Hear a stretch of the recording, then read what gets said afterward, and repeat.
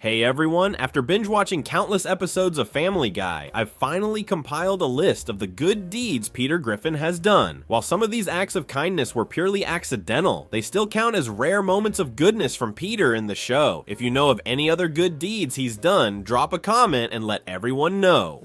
In Season 6, Episode 8, Peter becomes a hero by saving a restaurant owner. It all starts when Peter helps Cleveland retrieve his mail while he's busy with work. However, Peter reads Cleveland's mail, which annoys Lois. She tells Peter he shouldn't have done that, but Peter finds it amusing and claims that black people think differently. Cleveland has a collection of magazines, and Peter is particularly impressed by one called Mustache Aficionado. The magazine features a black man whose life has been elevated by his mustache. Inspired, Peter decides to grow a mustache and style it like the Monopoly Man. Except when he goes directly to jail.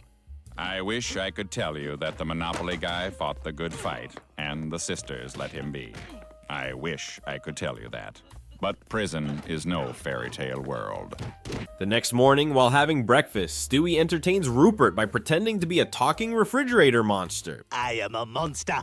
I am going to bite your fingers. Here I come. I'm going to get you. I don't want to play anymore. Normal voice, normal voice. The refrigerator can't hurt me, okay? Peter walks in with his new mustache, surprising Meg, who doesn't know what to call the thing on his face. It's a mustache, Meg. Lois finds Peter more attractive with the mustache, while Brian jokes that Peter now looks gay. Peter retorts that if he's gay, then so is Freddie Mercury. Brian points out that Freddie Mercury, the lead singer of Queen, was indeed gay. Peter proudly declares that his mustache will show everyone that he's 90% uncultured and listens to the Little River Band with giant headphones. Stewie is horrified, calling it the grossest thing Peter has ever grown since the horse leg. Hey, Peter, have you seen my... Oh, Brian, I'm sorry, but what do I keep saying? Do not stand behind me, because I will get scared. The next day, Chris is surprised to see his dad up early, and Peter explains that it's a mustache morning. Yep, it's a mustache kind of morning, Chris. I watched the sunrise in my jeans, jean shirt, and jean jacket. Chris thinks mustache culture is cool, which makes Peter happy. He promises to make hash browns for breakfast and take Chris to a fun place, making Chris feel even better than when Peter bought him a muscular hamster. Dad, all it's done is run on that wheel for the past 3 weeks. Yeah, looks like it's in pretty good shape. Can I pick it up? I wouldn't.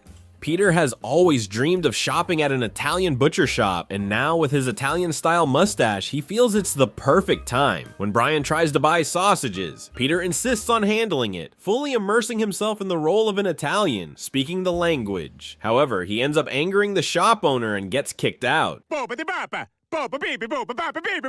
sei un pazzo, va via da qui!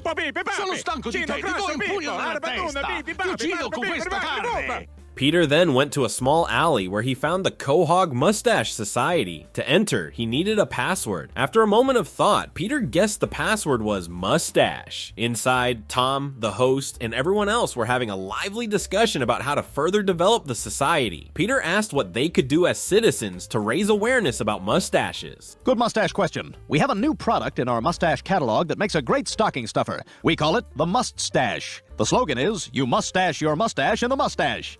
That'll be all for today. Good mustache. Good mustache. The next morning, while on a walk, Brian asks Peter if he thinks the mustache is ruining his personality. Peter angrily tells Brian to shut up, insisting that he's now part of a special community where mustache wearers take care of each other. Hey. Oh, hey.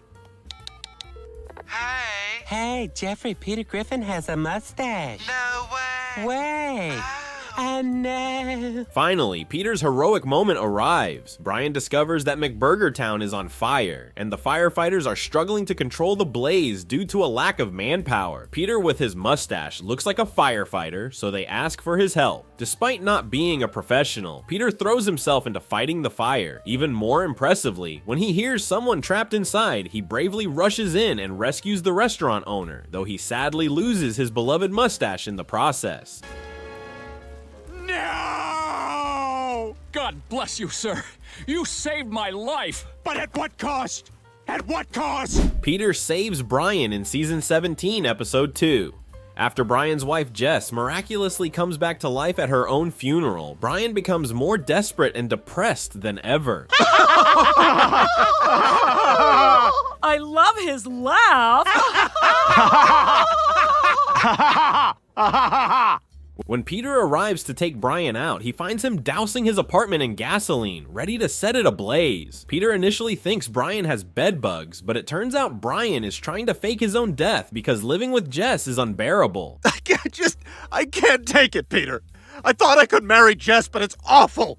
I can't live this way. Peter, always the voice of reason, told Brian to calm down because he was married and had nothing to worry about. Everything was over for him. He invited Brian on an adventure, promising it would be as exciting as an astronaut thinking the lowest number is 3.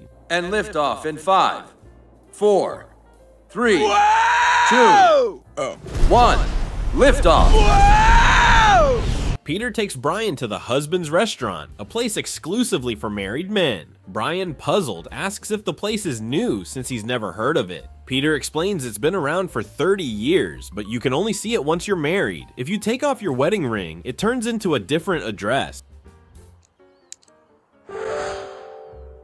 Wow. And when you put it back on, you find yourself wearing oversized khakis with a belt and a bunch of jangling keys in your pocket. Brian is amazed that everything Peter says is true and asks what the keys are for. Peter explains they're for various hideouts he has at home, including a hideout within a hideout. You guys talking about sheds? Hell yes, I love my sheds. Me too. High five on sheds! Sheds!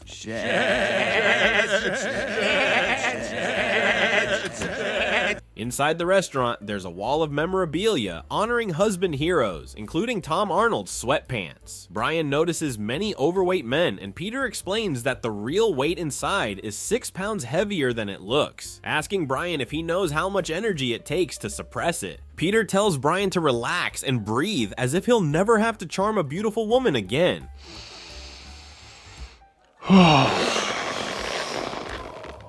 Wow, that feels amazing. Following Peter's advice, Brian feels fantastic and quickly gains weight. Peter then suggests they go eat because he's starving. Now, let's order some food. I'm starving. Nice to meet you, starving. I'm Brian.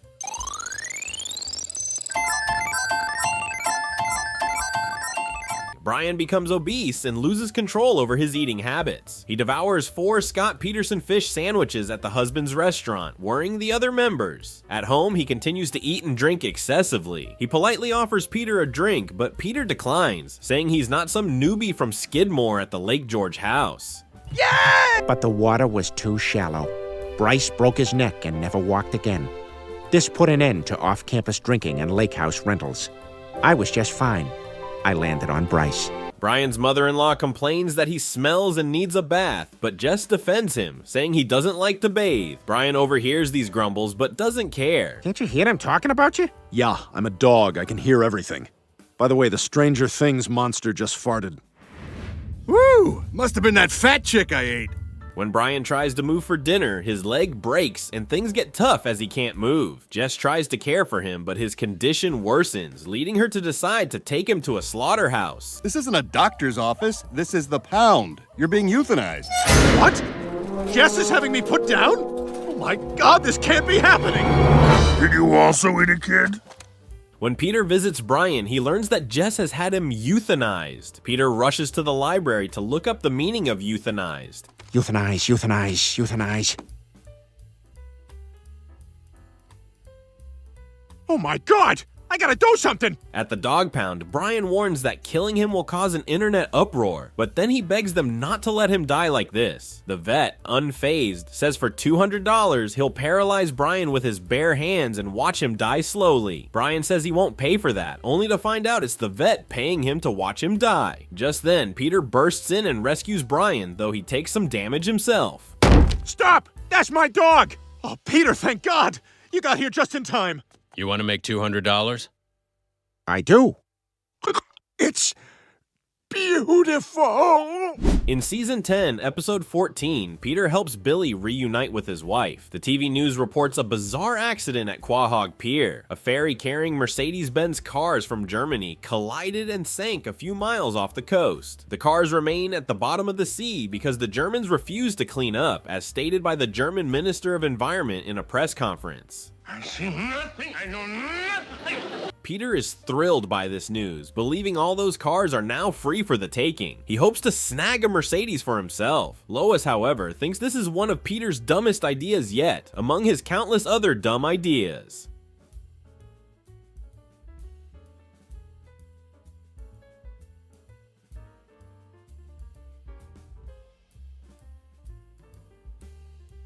Peter and his friends head to the sea, eager to salvage the Mercedes cars. Quagmire even brings a wide-brimmed hat to protect his neck and face from the sun, but Peter and Joe mock him, suggesting he use sunscreen instead of wearing that circus tent on his head. Quagmire argues that sunscreen chemicals are bad for the skin.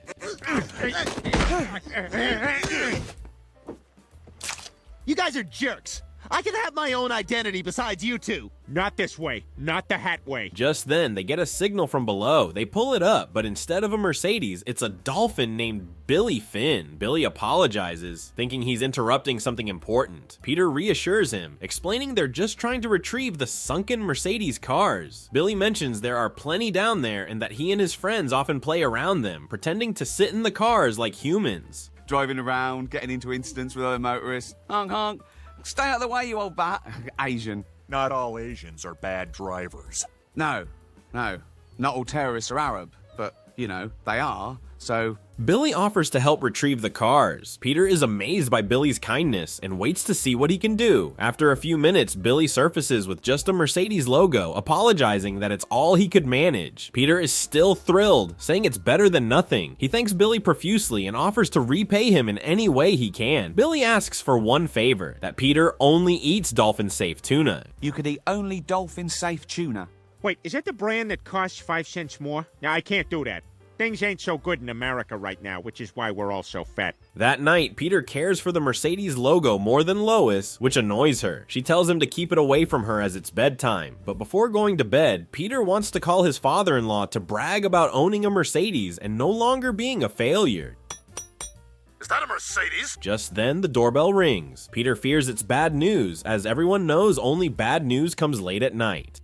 Wake up, wake up, wake up! Huh? What? You have cancer! What? Yeah, I thought you should know. Okay, go back to sleep. Wait, I have questions.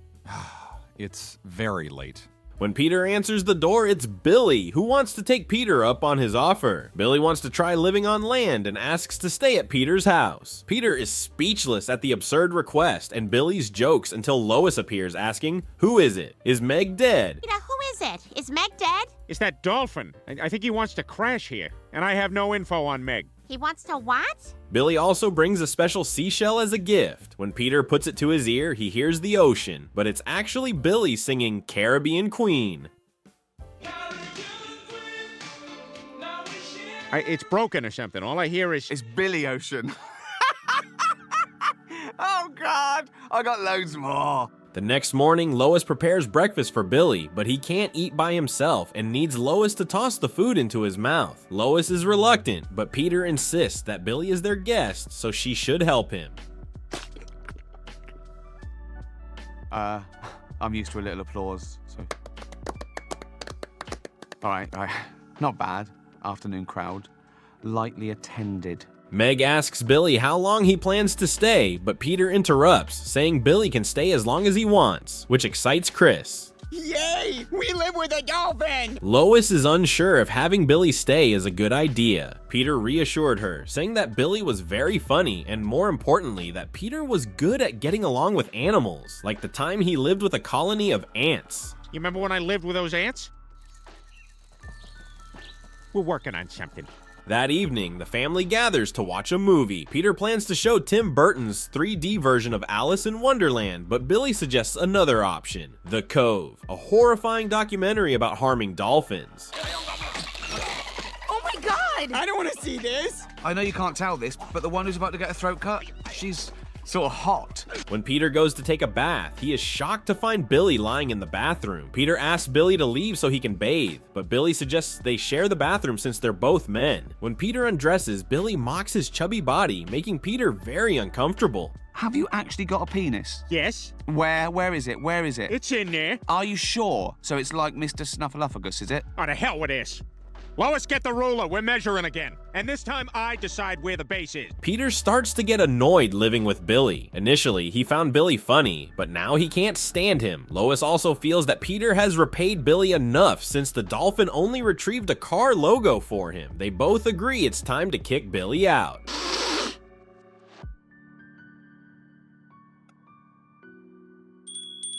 Dinner is served. Get out! Peter plans to gently suggest that Billy leave, but Billy seems to anticipate this and uses psychological manipulation to make Peter think about how admired he would be if he had 2 Mercedes logos, distracting Peter from the idea of kicking him out. Wonderful! The best! Very fancy! At the bar, Billy's constant joking and talking annoy the guys, and he even irritates Quagmire. Joe wants Billy to go back to the ocean, and Peter asks if he doesn't have a family there. Billy then confides that his wife kicked him out. Peter advises him to talk to his wife. Billy wants to reconcile with his wife, but she doesn't want to, and he doesn't know what to do. Well, gotta go and drain the eel. It's electric. My penis. Hey, throw darts much? Boy, I see what you're saying, Peter. Billy's annoying. Back home, Lois scolds Peter for still having Billy in the house. Peter explains that he discovered Billy was kicked out by his wife, so he decided to help him reconcile with her. When Lois asks about the plan, Peter assures her that he's great at bringing people together and even has a song about it. Reunited and it feels so good. Doing someone that you used to do. They head to the ocean together. Billy thinks Peter is wasting his time because his wife will never take him back, but Peter insists they have to try. First, they need to litter to show they're bad citizens.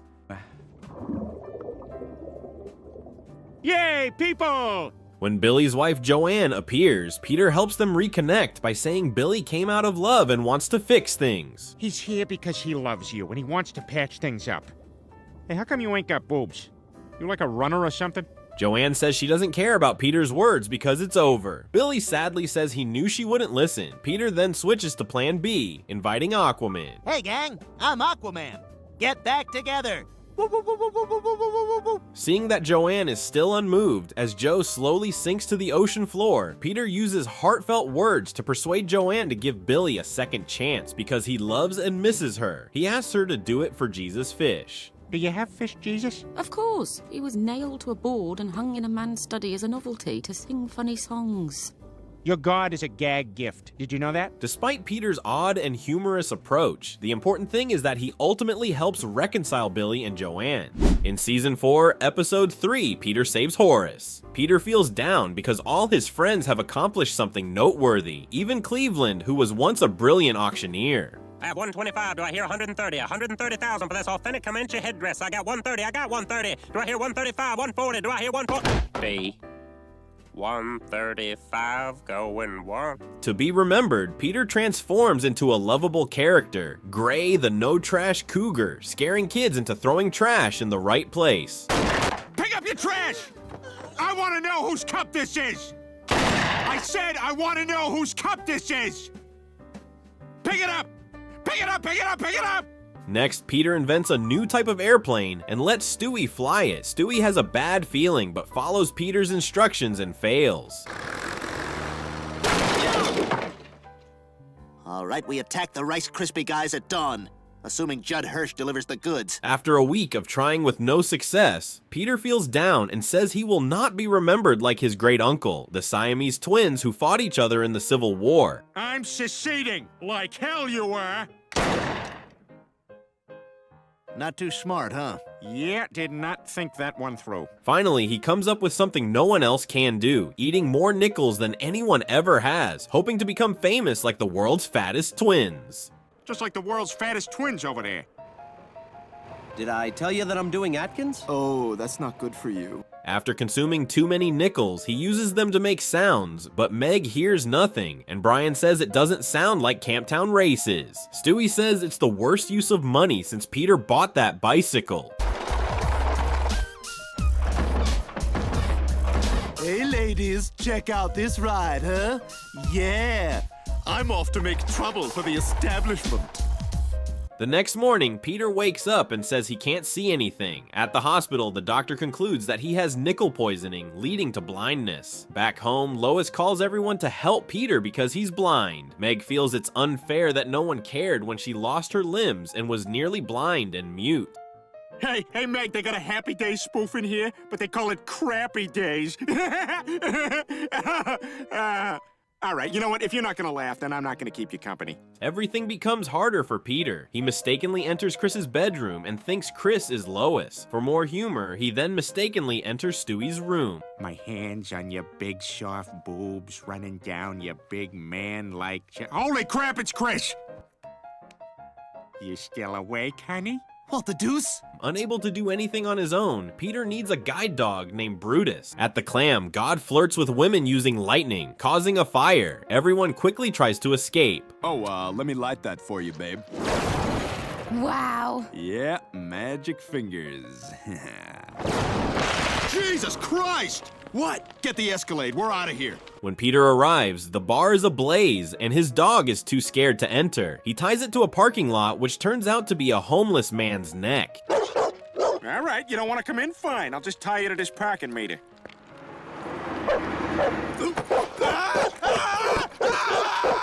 Inside the bar, Peter calls for a Pawtucket Patriot, unaware that Horus is pinned under a wooden beam and unable to move. After listening to Peter ramble for a while, Horus tells him to grab his hand and pull him out. And here comes the heroic blind man. Tell us, sir, how did you summon the courage to save your friend from that burning building? That freaking place was on fire? And there you have it. Coming up next, watch me shave. Although Peter accidentally saves Horus, his actions are still commendable, right? Peter saves the chicken Ernie in season 19, episode 10. Quahog is grappling with a severe flu outbreak. News anchor Tom is also infected and needs his mother's care live on air. Mommy? Tommy? Chris returns home, causing panic with a sneeze. At this moment, Meg, who mysteriously gains superpowers, slows everything down and arranges everyone so that they all collide except for her. After Chris's sneeze, the entire family catches the flu, leaving only Peter healthy. Lois tasks him with going out to buy medicine for the family. Okay, but if I get a DUI, it's your fault. You drunk? It's after dinner. As Peter heads to the store, he's surprised to find the streets deserted. Upon arrival, he discovers the store is closed due to the flu outbreak. Peter comes up with a clever idea to protect himself by driving his car into the mall. He quickly loads up his car with supplies and heads to the checkout. Paula Cole. Oh, hate her. I should have known that. It seems the entire town is down with the flu, leaving Peter to play baseball alone. After getting bored, he switches to basketball. 5 seconds left. Celtics down by 1. Griffin with a clear line to the basket. Off his foot and out of bounds. Peter's family ends up hospitalized due to the flu. Dr. Hartman praises Peter for bringing his family in for treatment before their condition worsened. Peter, realizing the seriousness of the situation, asks the doctor how long it will be before Lois can make dinner. How long before she can make dinner again? I only know how to make eggs. Dr. Hartman reassures him that everyone will recover in a few days. Dr. Hartman is amazed that Peter hasn't caught the flu despite being surrounded by infected patients. He tests Peter and discovers that Peter has an exceptionally strong immune system. The hospital, short-staffed, offers Peter a job. Peter eagerly accepts, thrilled at the prospect of wearing pajamas all day, and shares that he hasn't helped anyone since he took the last piece of bread. I wasn't sure I'd ever get out. So what are you gonna put on me? Jelly? Cream cheese? Maybe some nut butters? Actually, I'm just using you to squish a spider. Oh. Yuck, yuck, yuck, yuck. The next morning, while having breakfast, Chris asks Peter how he plans to handle the new job since he knows nothing about medicine. Peter explains that nurses need more than just medical knowledge, giving an example by asking Chris about the next holiday. What's the next holiday? Memorial Day. The next one. 4th of July. Say Christmas. Christmas. Eh? That's good nursing. Meg agrees with Chris, doubting Peter's suitability as a nurse due to his impatience and tendency to faint at the sight of blood. I got over that. Pass the ketchup. Oh, don't buy a fainting couch, Stewie. No one in this house is going to need a fainting couch, Stewie. At the hospital, Dr. Hartman welcomes Peter to his first day on the job, emphasizing the importance of understanding how each department operates. He first assigns Peter to observe in the surgery room. Boo! Boo! My sister can attach ventricles better than you. He's not Jewish. Come on, everybody. He's not Jewish.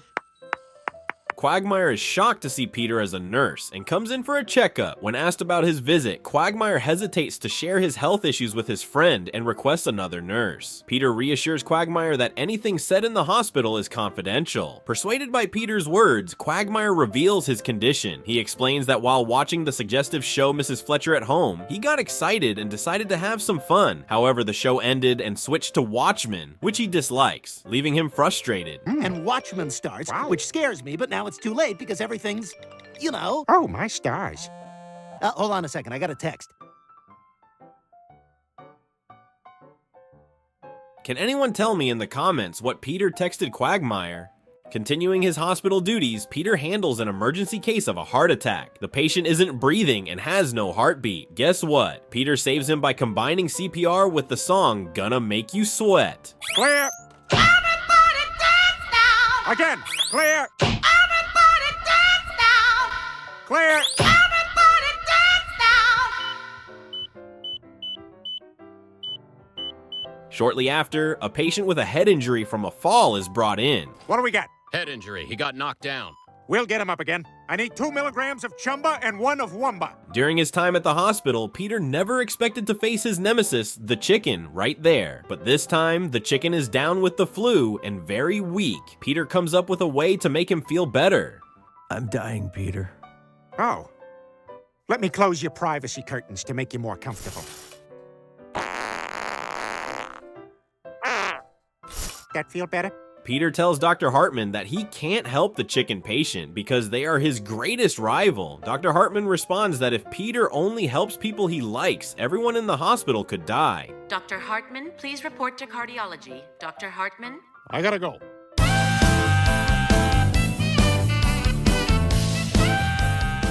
Ernie the chicken thinks Peter must be happy to see him so weak. I took too much ecstasy in my 20s, so nothing makes me happy anymore. What's wrong with you anyway? Ernie reveals that he has avian flu because he didn't get vaccinated, believing vaccines are full of mercury and anticoagulants. He laments that it doesn't matter since he has lost his job, home, and even his wife, who left him for a bigger rooster. Peter sympathizes with Ernie and asks, "So, I win, right?" Ernie agrees, noting that after all these years, who would have thought their feud would end like this, rather than in a Thanksgiving showdown? Yeah, it's kind of anticlimactic. I always thought it would end with me eating you for Thanksgiving. Wait, birds eat people on Thanksgiving? Yeah. Peter feels cool knowing that poultry eat humans on Thanksgiving. He adds that he's disappointed because he had a great line prepared for when he defeated Ernie, but now he doesn't need to say anything and walks away. I gotta go. You get 5 minutes to say goodbye to your father. Sup, Ernie? Holy moly, that's a huge cock. At dinner, Peter brings out a bottle of wine, causing Meg to nervously ask him to open it away from her. Peter refuses, as he always treats Meg poorly. Maybe open that face. Ah, my eye! Oh, and don't mind Brian's odd behavior. He's trying to act like a cat in this episode. Lois asks what they're celebrating, and Peter announces that the wine is to celebrate seeing the giant chicken in the hospital, who is dying. This means their lifelong feud is finally over, and Peter is the victor. Chris and Meg, unaware of the feud, frustrate Peter, who thought everyone knew about it. Peter and the giant chicken? Who? The giant chicken! Come on, everybody knows we have a feud. It's like Bart and Sideshow Bob. Ooh, I love the Bart and Sideshow Bob feud. Peter gets even more annoyed, saying the giant chicken is a classic character voiced by Danny Smith. But Lois doesn't know who Danny is. Peter doesn't care anymore because he's winning and opens another bottle of wine. Who plays him? Danny Smith? How? Danny Smith? Anyway, I won. Another bottle? You're the only one. Ow! My eye! Lois questions why Peter didn't help the giant chicken since he's a nurse and took an oath. Peter explains he didn't take an oath because he's unpaid and the hospital didn't even validate his parking. Lois insists he should help Ernie, but Peter refuses because Ernie is his enemy and once gave him a fake coupon for a stupid online shopping site, claiming it was the best version. Peter can't forgive that and opens another bottle of wine, this time targeting Stewie. Another bottle? Oh, that's me. Ow! You dick! Ow! now! Lois argues that Peter needs Ernie because everyone needs a rival. Like Wilt had Russell, Bird had Magic, and LeBron has his hairline. She adds that hate is the second most important emotion after love. When you hate someone, it gives you something to live for and someone to beat. Lois shares her own example of a blue Subaru that took her parking spot at Target on Black Friday 3 years ago. Since then, she always carries a large battery in her purse in case she sees that car again. She asserts that a strong sense of revenge helps her get up every morning, and if the giant chicken dies, a part of Peter will die too, leaving him searching for something to fill that void. Despite Lois's compelling argument, Peter remains determined not to help Ernie. That's good, Lois, but I'm not helping him. Helping who? The giant chicken. Oh, yeah, your big rival. Yeah! It was my turn. Back at the hospital, Peter walks past Ernie's room, noticing him coughing, but not caring and moving on. While pushing his cart, Peter reminisces about the humorous fights between him and Ernie.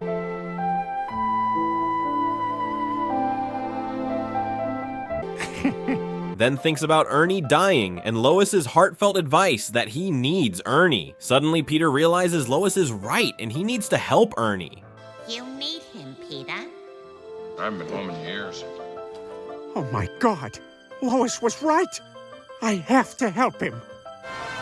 Ah, I pushed too far. Just as Dr. Hartman announces Ernie's time of death, Peter bursts through the door, demanding he take it back. He jumps onto the bed, trying everything to revive Ernie, including punching his chest and face. Miraculously, after repeatedly punching Ernie's chest, the chicken comes back to life. You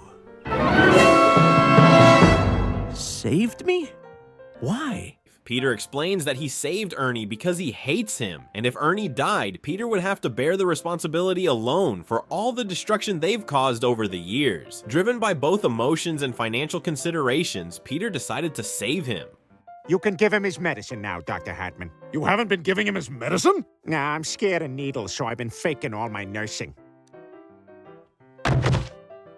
This guy's nuts. Helping Chris ace his school project in season 21, episode 8. Chris wanted to learn baseball to impress the girls, who were all into baseball players. His plan? To throw pins at the players to show his jealousy. Peter loved Chris's idea and tried to get up, but after just a few steps, he was sweating and exhausted. He managed to say a few words before collapsing on the floor, suggesting Chris call his dad from Boston Dynamics. Better call in Boston Dynamics dad instead.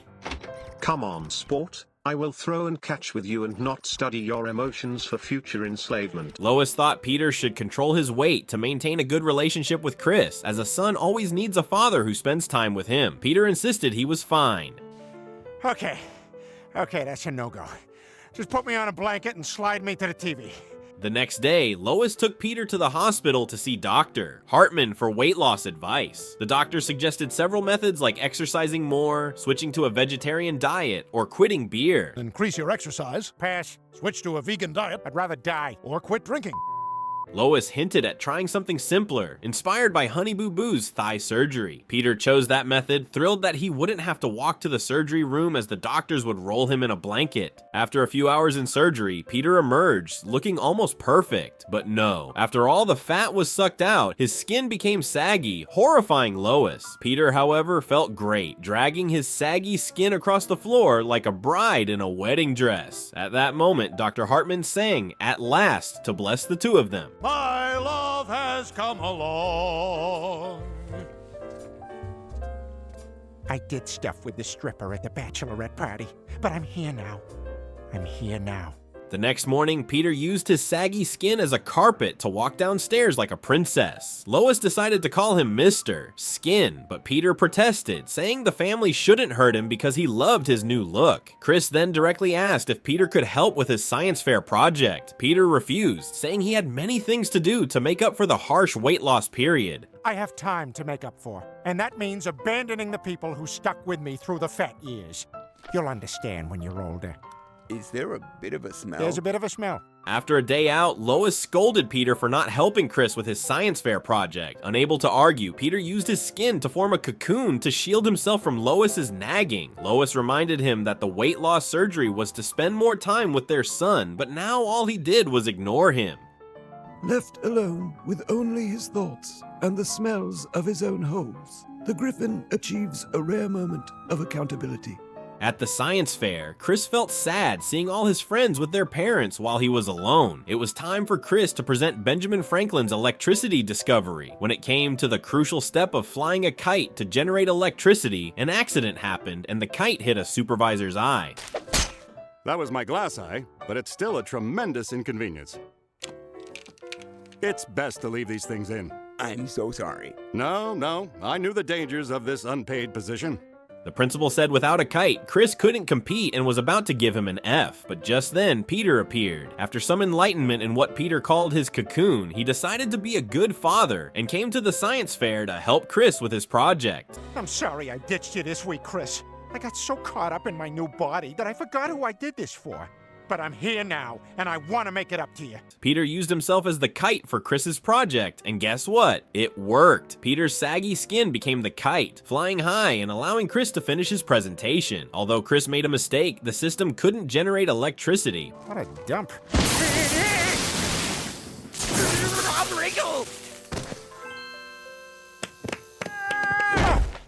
Thanks to his wonderful conductive father, Chris won the science fair this time. You win the science fair! Did you hear that, Dad? I won! Loud hiss, hot brain! I couldn't have done it without you. Up and down, shaky eyes.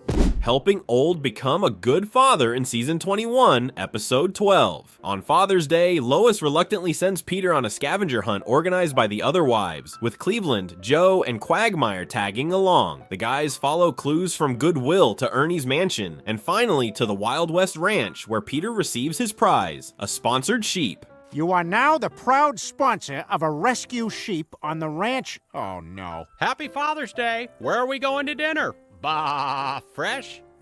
I'll be keeping the sheep. Peter spots Wild West standing in the yard, and Quagmire asks what he's doing. Khaled explains that every Father's Day, Wild waits under the clock tower at noon, hoping to duel his father, Old West, who abandoned the family to live as an outlaw. This was a promise Wild made to himself as a child and his mother's dying wish, but every year his father never shows. Peter, ever the troublemaker, decides to chat with Wild. He greets Wild and mentions he's heard about his father. Wild, focused on the duel, dismisses Peter's chatter, but Peter persists, asking about Wild's business. Distracted by Peter's nonsense, Wild gets shot by Old West, who finally appears after all these years. N-N? Just spell it, I'll write it down. In. Hello, son. Dad? As Wild removes the bullet with pliers, he scolds Old for ambushing him. Old retorts that a real man is always ready for an ambush. Joe, worried about Wild, asks if he needs a doctor. I got some Minions Band-Aids if you want, just not Stuart or Bob. Kevin's kinda hilarious too. You know what? I rescind my Minions Band-Aid offer. Old says he's not here to argue, but to make amends. Wild, still angry, says Old lost his chance to make things right the day he left. Thankfully, Alan helped them through tough times. Alan arrives with fruit milk for Wild, surprised to see Old. Old jokes about Alan still driving a Civic. You know, every year the dealership calls asking me if I want to trade up, but I tell them I just need to get from A to B, and I always do, thanks to C. You know, C's the Civic. Annoyed, Wild tells Old to leave immediately, warning him to watch out for the door.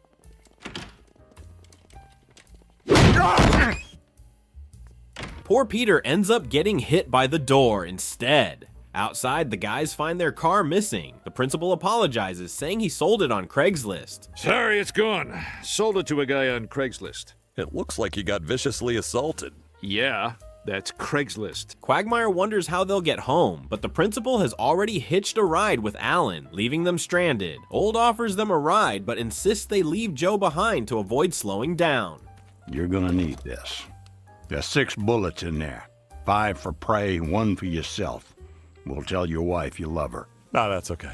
Back at Peter's house, Old asks to camp out for the night. Peter, needing Lois's approval, reluctantly agrees despite her disapproval. Hey, Lois, can my friend stay over tonight? What? Who? My cowboy friend? No. Please. No. You can't keep coming home with things. This is the don't. iguana all This over isn't again. the iguana. I always His end up skin having is to very- take... In the backyard, Old shares why Wild doesn't want him in his life. Raised by an outlaw father, Old tried to live honestly when Wild was born. Wait, Wild had a huge mustache at birth? Weird, right? Old entered America's Got Talent but failed, returning to a life of crime. When that didn't work out, I turned to the only life I knew, robbing and stealing. Wild never forgave me for abandoning him. Peter asks about Old's facial scar, and Old explains it came from rescuing a comrade, emphasizing never leaving anyone behind. Peter sees the good in Old and believes he can become a great father with a little taming. Peter wants Old to stay so he can help him win back his son, making Old incredibly happy. Oh boy, this is gonna turn into a mess on next door.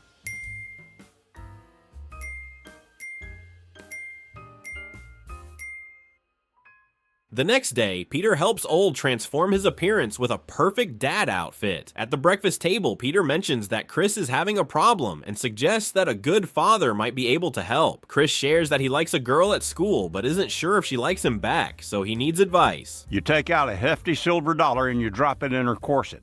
If it's meant to be, she'll accept you in a room full of distractingly floral wallpaper. If not, she'll stab you in the liver with your own boot knife. That's how I met my pearl. Peter takes Old to his son's ranch. Old, grateful for Peter's sincere help, gives him a gift, a dried hand. Is this a way to break some kind of curse on you? You need to make the decision to take it. Yeah, maybe you just leave it on the ground. It doesn't work like... It'll just wind up back in my pocket. Yeah, I'm gonna pass. When Wild appears, still holding a grudge against his father, Old uses heartfelt words, saying he just wants to fix things between them. Wild doesn't believe him and says he'll do what he should have done long ago, arrest him. Wild's whistle summons dozens of police officers. Joe says Old is under arrest for shooting the mayor. Cornered, Old tries to escape by whistling for his horse, but it doesn't come because it's busy playing games with friends. Don't you have to work today? No, I work on Thursday. Dude, today is Thursday. Dang it!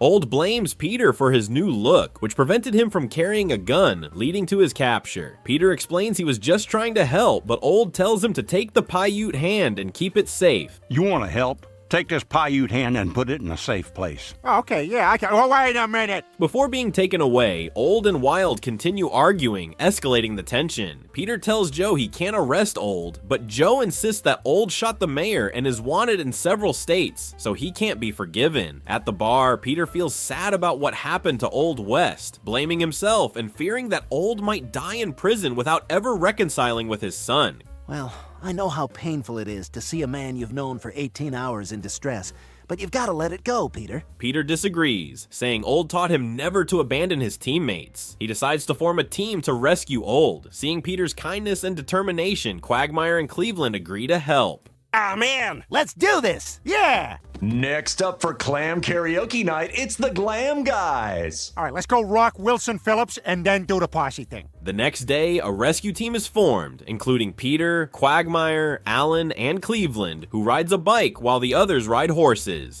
Where's your horse? It's very hard to get a horse last minute. You should have called last night. I did. You all got the last horses. The guy was totally overwhelmed on the phone. He yelled at me. Upon arrival, they discuss ways to break Old out of jail. Peter suggests using a Trojan Bosch. While Joe is on duty, they push a wooden cart carved like Harry Bosch, Joe's favorite TV cop, which successfully distracts Joe. Hey, settle a bet for me, Bosch. In all those scenes where you're in Italian restaurants, is it true you're eating real spaghetti? Shut up. I knew it was real spaghetti. All right, I'm gonna go get us some coffees. You mind holding down the fort for a sec? Thanks. Old, playing strip poker with his horse in the cell, is surprised when Peter bursts in, declaring he's there to rescue him. Once outside, Old is shocked to see Alan in the rescue team, and even more surprised when Peter introduces another of Old's comrades, who looks like a zombie, to help. The Melanoma Kid. I wouldn't miss it for the world. That's a guy? I thought it was a big autumn leaf. Peter and the team flee to a forest, thinking they've lost the police, but Wild West appears, demanding they turn back immediately. Man, West, we broke him out for you. Can't you see he wants to make things right? Wild still believes his father is selfish and only cares about himself. Old admits he deserves to spend the rest of his life in prison and agrees to let Wild arrest him after he says what he needs to say. Wild asks why Old left his mother. Old reveals that if he had stayed, Wild would have grown up to be like him, a stubborn, lonely, and unfeeling man. Old wanted his son to be better, and seeing Wild's good life now, he believes leaving was the right decision. Hearing his father's heartfelt words, Wild is moved to tears. Ah, hell, Daddy. Happy Father's Day.